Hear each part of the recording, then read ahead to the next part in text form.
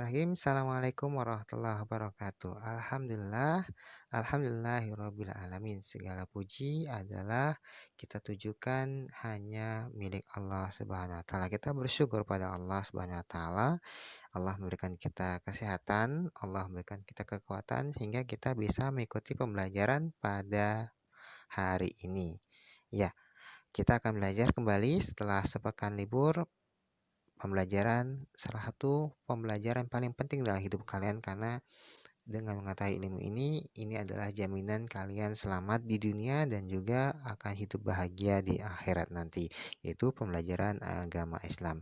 Nah, apa sih yang akan kita pelajari pada kesempatan ini? Ya, kita akan kita sudah menyelesaikan bab 2 ya. Kita sudah menyelesaikan bab 2, jadi di akhir dari bab 2 itu selalu ada evaluasi ya di buku paket kalian. Jadi kita akan membahas evaluasi yang ada di buku paket kalian.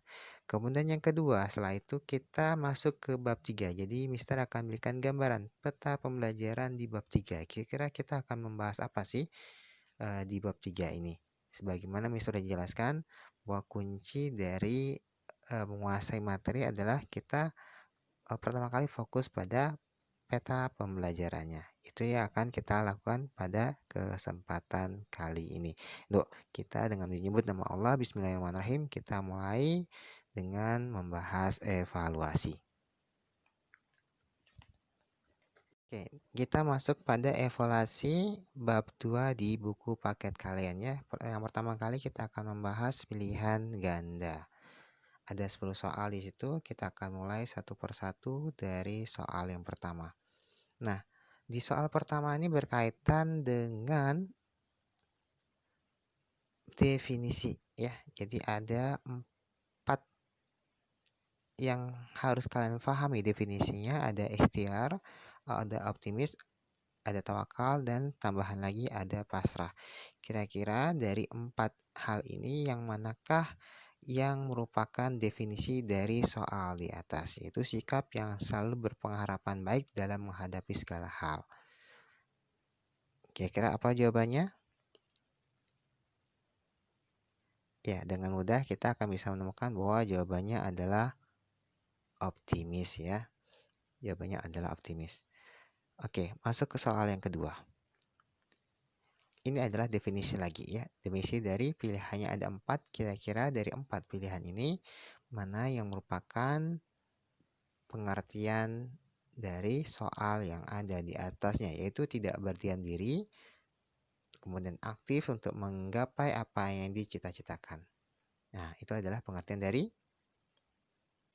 betul, ikhtiar ya. Jadi ikhtiar merupakan jawaban dari soal nomor 2.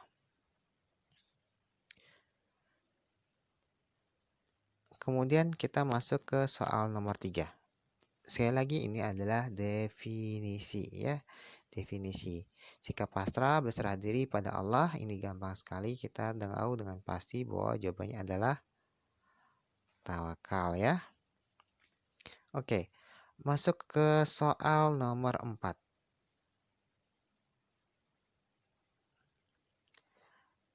Ini adalah satu ayat yang bisa kalian temukan di buku paket kalian. Bisa bacakan, A'udzubillahi minasyaitonirrajim.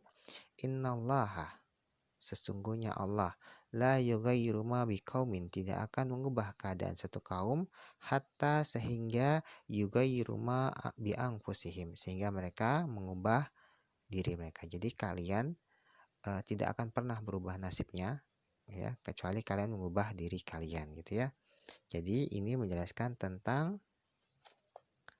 usaha ya. Jadi harus, kalau kita mau berubah keadaannya harus ada usaha, dan usaha itu dalam agama Islam disebut dengan ikhtiar. Jadi jawabannya adalah ikhtiar. Nah, kita kemudian masuk ke soal nomor 5. La taqnatu. Nah, tajwid apa yang ada di sini? Nah, berfokuslah pada huruf qaf, yaitu huruf qaf ya, qaf yang bersukun ya. Tak ya, taqnatu gitu ya. La taqnatu. Nah, pada huruf qaf yang bersukun ini yang sebelumnya bertemu dengan fathah ya, taq ya, bacanya la taq. Nah, itu adalah pantulan itu merupakan qalqalah ya. Jadi kalau letaknya di tengah-tengah maka dia adalah qalqalah sugro. Kalau letaknya di akhir dari ayat maka dia disebut dengan qalqalah kubro. Jadi jawabannya adalah qalqalah sugro. Kemudian kita masuk ke soal nomor 6. Ikhtiar ya. Ikhtiar definisi yang sudah harus masuk betul-betul di pengertian kalian. Kali ini kita dibahas dari sudut bahasa Arab.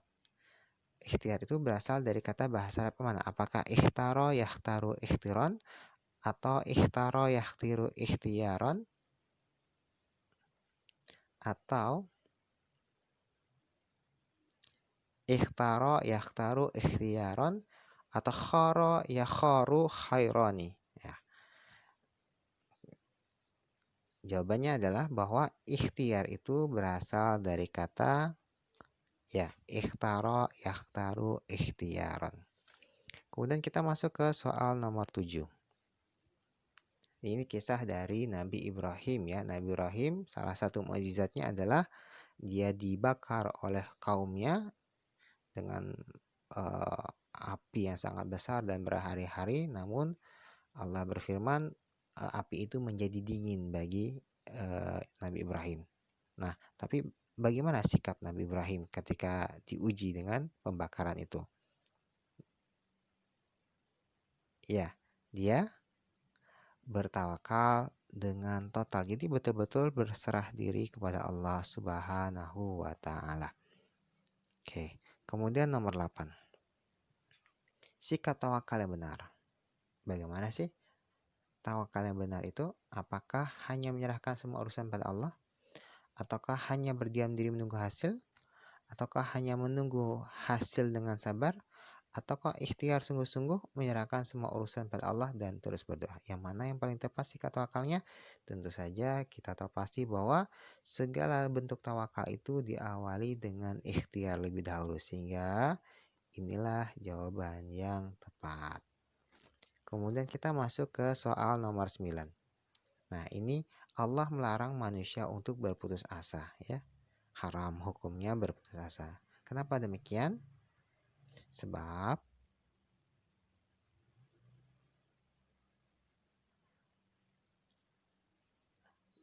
Allah Subhanahu wa taala memerintahkan untuk orang yang beriman itu untuk haram ya berputus asa. La tay'asu min rahillah. Janganlah kalian berputus asa dari rahmat Allah.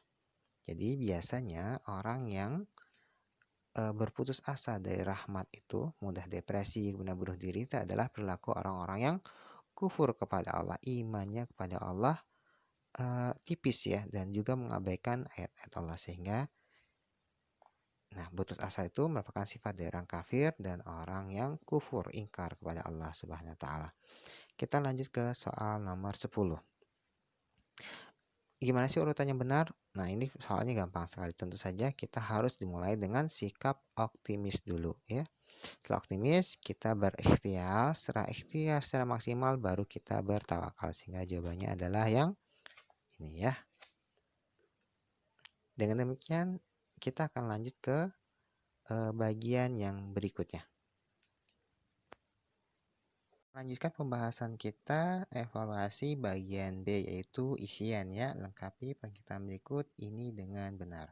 Jadi ada 5 soal ya. Jadi kalian harus mencermati kalimat yang menjadi soalnya dan kemudian memikirkan kembali, memanggil kembali ingatan kalian tentang konsep-konsep yang sudah dipahami, lalu kemudian memilih kira-kira apa yang paling tepat untuk menjadi isiannya ya. Jadi misalnya yang pertama, suatu cita-cita akan titik-titik apabila ikhtiar dengan sungguh-sungguh. Jadi cita-cita akan bagaimana apabila kita berikhtiar, tentu saja akan tercapai ya. Cita-cita kita akan tercapai apabila ikhtiar dengan sungguh-sungguh.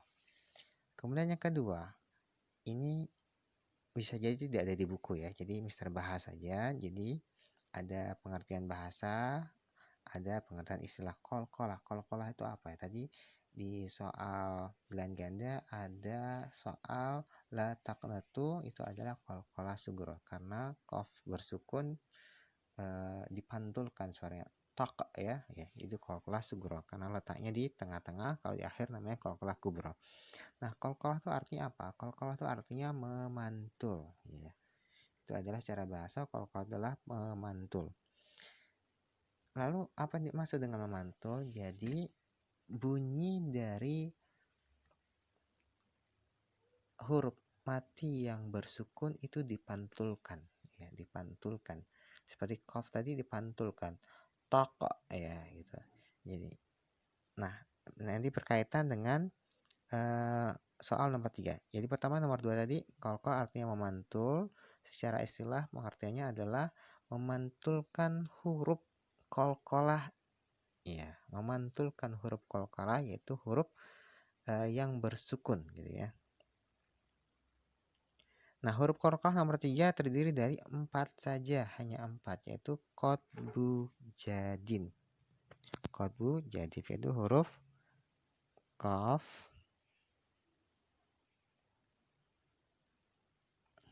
huruf qaf ya, huruf dal, huruf ba, dan huruf jim. Qatbu jadin ya, qaf, dal, ba, dan jim.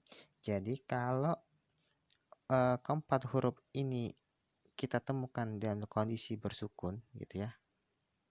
Misal sebelumnya ada huruf fathah di sini, katakan alif ya. Maka dia dipantulkan, maka dibaca. Misalnya yang ini adalah dibaca aq, ini ad, ini ab, ini aj. Itu adalah qalqalah ya. Jadi ada 4 huruf ini, huruf qatbu jadin, huruf qaf, kemudian huruf dal, huruf ba, ini ba ya, dan huruf jim. Oke, bisa dipahami ya. Kita hapuskan dulu.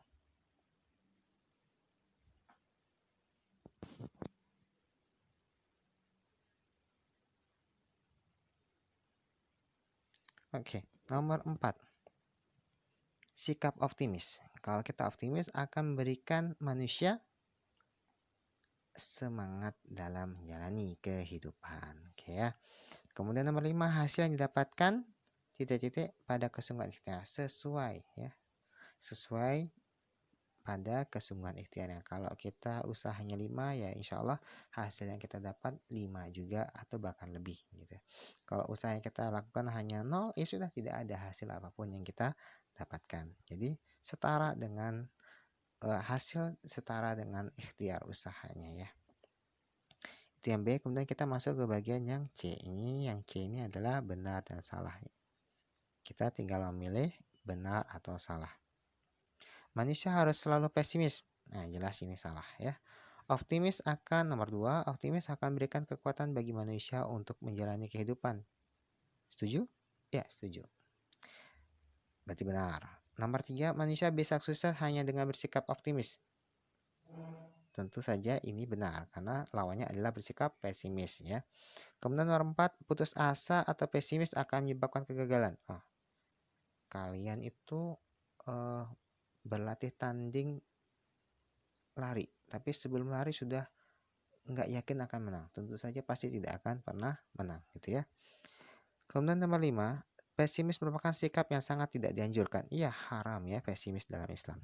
Kemudian nomor 6, ikhtiar yang sungguh-sungguh akan membawa perubahan yang baik. Ya, ini juga ada ayatnya yang dijelaskan di soal pilihan ganda lah, innallaha la yughayyiru ma biqaumin hatta yughayyiru ma bi anfusihim.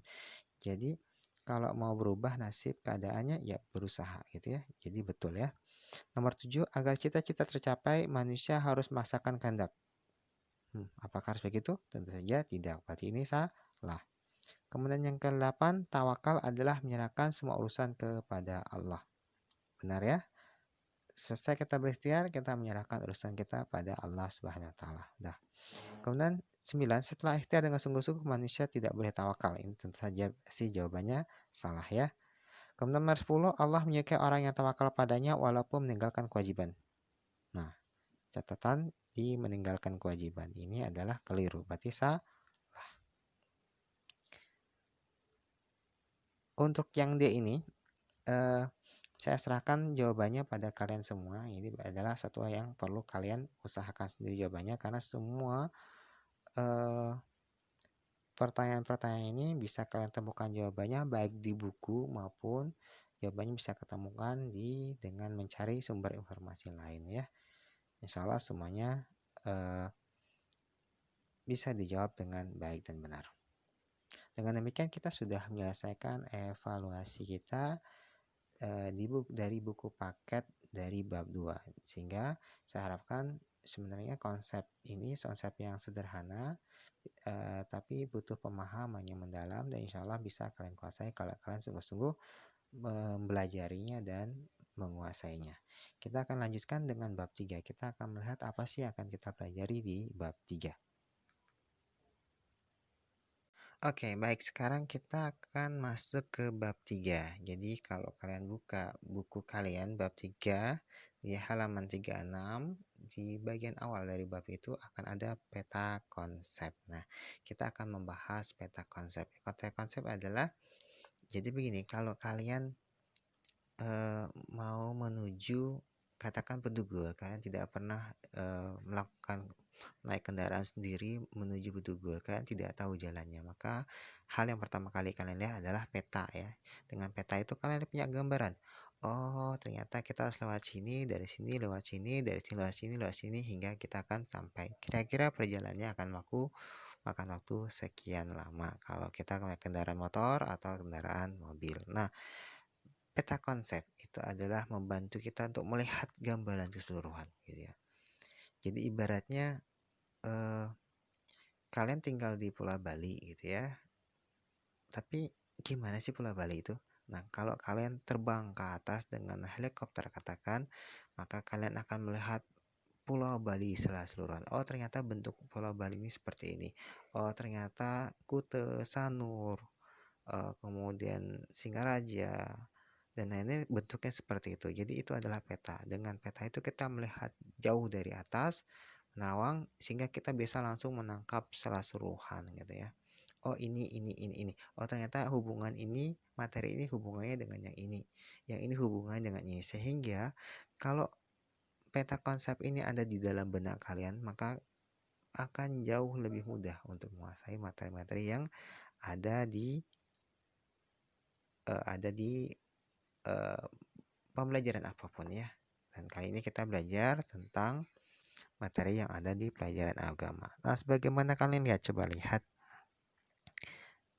Ya, kita akan belajar apa sih? Kita akan belajar tentang yang disebut dengan perilaku jujur dan menepati janji. Perilaku jujur dan menepati janji ini secara konseptual agama termasuk bagian dari akhlak itu. Akhlak itu adalah sesuatu yang lahir dari keimanan. Kita berperilaku jujur, berlaku menepati janji karena Allah Subhanahu wa Ta'ala. Nah, jadi pertama kali kita harus tahu ini materinya adalah berlaku jujur menepati janji. Lalu apa yang akan kita pahami satu persatu gitu ya. Pertama, kita akan belajar tentang nih ya, makna perilaku jujur. Jujur itu apa sih? Jangan-jangan kita tidak memahami apa itu jujur, sehingga kita tidak berperilaku jujur. Gitu ya. Nah, seringkali orang tidak berperilaku jujur karena tidak paham jujur itu apa gitu ya. Kadang-kadang orang merasa saya sudah jujur, padahal aspek dari jujur itu luas. Misalnya ada kejujuran itu macam-macam gitu ya. Ada yang jujur dengan di lapisan yang paling dalam di hati kalian gitu ya, itu disebut dengan sidukul qalb ya. Di hati kalian jujur, kalian bisa ngomong sesuatu di luar tapi di hati kalian berbeda. Nah, itu namanya tidak sinkron antara apa yang ada dalam hati dengan apa yang ada di dalam mulut. Misalnya Mister tanya, kalian belajar tidak tadi malam? gitu ya.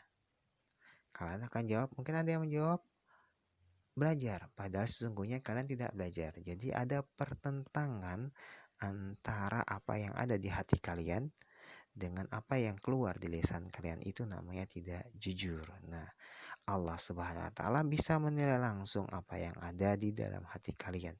Sehingga begitu itu diucapkan, kalimat itu bukan lagi menjadi kalimat kebenaran tapi kalimat kebohongan, sehingga malaikat itu akan mencatat anak ini berbohong ya. Maka ada satu dosa yang dicatatkan di catatan amal, dan ketika itu dilakukan maka di hati ini akan ada satu titik kotor gitu ya. Jadi kapan saja kita melakukan kotoran, kebohongan gitu misalnya, maka akan ada titik di hati, titik, sehingga kalau hati ini tertutup begitu dengan banyak kejahatan, keburukan, kalian susah berbuat baik. Susah berbuat dan lebih mudah berbuat jahat gitu ya. Itu yang pertama, kita belajar makna perilaku jujur. Kemudian yang kedua, jujur ini sangat penting loh dalam Islam. Karena itu ada begitu banyak ragam dalil-dalil nakli. Nakli ini adalah dalil dari ayat ya. Dalil ayat terlalu besar. Jadi dari Al-Qur'an itu ayat Al-Qur'an itu atau hadis gitu ya. Ya. Jadi ada ayat-ayat yang menjelaskan tentang kejujuran dan menepati janji. Tuh. Kitab suci kita mencantumkan, jelaskan tentang pentingnya perilaku jujur dan menepati janji. Itu juga dengan hadis. Hadis juga ada penjelasannya, sehingga itu yang harus kalian baca dan kuasai ya. Kemudian setelah kita menguasai pengertian, kita tahu oh ternyata Allah memerintahkan begini-begini, Nabi Muhammad menjelaskan begini tentang perilaku jujur dan menepati janji, kita tentu harus mampu menjabarkan apa sih perilaku jujur itu, contoh-contohnya. Nah, kedalaman kita, kemampuan kita memberikan contoh-contoh menunjukkan kedalaman pemahaman kita, gitu ya.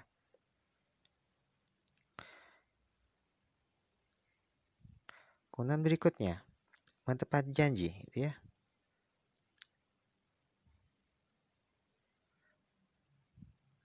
Kita harus memahami pengertian dari menepati janji, gitu ya. Jadi menepati itu berkaitan dengan kesediaan dan kesanggupan untuk berbuat, gitu ya. Saya janji di tahun ini saya akan menjadi siswa yang rajin belajar dan tidak lalai pada sholat gitu ya. Nah itu janji ya. Ada kesediaan dan ada kesanggupan yang akan dilakukan. Jadi kita akan belajar pengertiannya secara mendalam. Kemudian setelah itu tentu saja kembali ya ada dalil naklinya. Oh ternyata soal remeh seperti janji itu ada dalil dari hadis dan ayatnya. Itu yang perlu kalian camkan. Ternyata betapa pentingnya persoalan menepati janji ini. Kemudian setelah itu kita membahas tentang apa sih contoh-contoh perilaku menepati janji.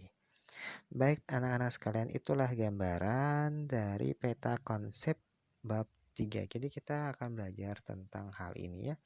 Sederhana sekali itu ya. Sederhana. Yang penting kalian mau belajar, memahami, insya Allah ini adalah materi yang membuat sederhana gitu ya. Oke, sampai di sini kita sudah membahas tentang evaluasi bab 2, kemudian kita sudah memberikan gambaran tentang peta konsep bab 3. Pembelajaran Mister cukupkan sampai di sini. Semoga bisa kalian tangkap dan bisa kalian pahami. Demikian, Assalamualaikum warahmatullahi wabarakatuh.